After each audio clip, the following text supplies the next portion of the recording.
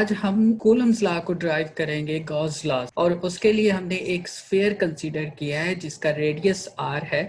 और एक positive charge को इस स्फीयर के सेंटर में रख दिया है। अब क्योंकि ये पॉजिटिव चार्ज है तो इसकी जो इलेक्ट्रिक फील्ड लाइंस की डायरेक्शन होंगी वो आउटवर्ड होगी, और हम ये भी कह सकते हैं कि perpendicular to the surface of sphere होंगे। हम यहाँ पर एक small area element dA consider कर रहे हैं स्फीयर का,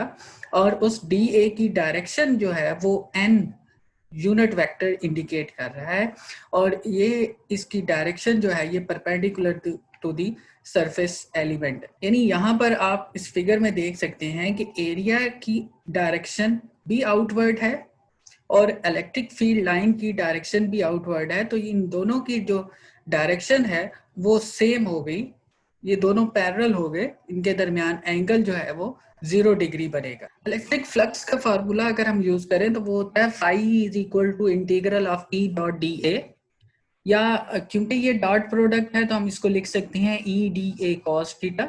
और अभी हमने कुछ देर पहले देखा है कि एरिया एलिमेंट और इलेक्ट्रिक फील्ड लाइंस में जो एंगल है वो 0 डिग्री बन रहा है, तो यहाँ पर हम एंगल 0 पुट करते हैं और cos 0 आ जाएगा, और cos 0 1 होता है, तो ये हमारे पास phi E is equal to integral of e d a आ जाएगा। अब हमने जो सरफेस कंसीडर की है वो स्फेरिकल है, सर्कुलर है, तो जो इलेक्ट्रिक फील्ड की वैल्यू होगी हर पॉइंट के ऊपर वो सेम होगी, यानी इलेक्ट्रिक फील्ड हर पॉइंट के ऊपर कांस्टेंट होगी।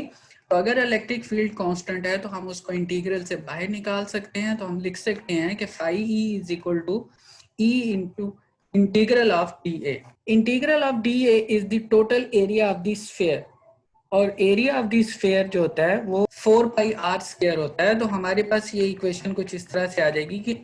Phi E is equal to E into 4 pi r square, इसको हमने इक्वेशन 1 कह दिया। गॉस लॉ को अब हम यूज करते हैं, और गॉस लॉ के मुताबिक phi E is equal to Q over epsilon naught, इसको हमने इक्वेशन 2 कह दिया। कंपेयरिंग इक्वेशन 1 एंड 2 हम लिख सकते हैं कि E into 4 pi R square is equal to Q over epsilon naught, या यहाँ से अगर हम E की वैल्यू निकालें तो वो 1 over 4 pi epsilon naught into Q over R square. और यहाँ पर ये जो टर्म आ रही है 1 ओवर 4 पाई एप्सिलॉन नॉट, ये हमें पता है कि ये एक कांस्टेंट है K, जिसको हम कूलम कांस्टेंट कहते हैं, उसके इक्वल होता है। तो इस इक्वेशन को हम इस तरह लिख सकते हैं कि E is equal to KQ over R square, और इसको हमने इक्वेशन 3 कह दिया। इलेक्ट्रिक फील्ड की डेफिनेशन को अगर हम यूज करें तो वो इलेक्ट्रिक फील्ड को हम यूं डिफाइन करते हैं कि electric force per unit charge. तो हम इसको इस तरह लिख सकते हैं कि E is equal to F over Q naught, और इसको हमने इक्वेशन 4 कह दिया। नेक्स्ट हम ये कर रहे हैं कि इक्वेशन 3 और इक्वेशन 4 को कंपेयर कर रहे हैं, तो हम इस तरह लिख सकते हैं कि F over Q naught is equal to KQ over R square, या इस इक्वेशन को हम इस तरह लिख सकते हैं कि F is equal to Q naught over R square, और ये हमारे पास जो है ये कूलम्स लॉ होता है। तो यहाँ आप देख सकते हैं कि हमने गॉस लॉ से शुरू किया और हमने उससे कूलम्स लॉ को ड्राइव किया।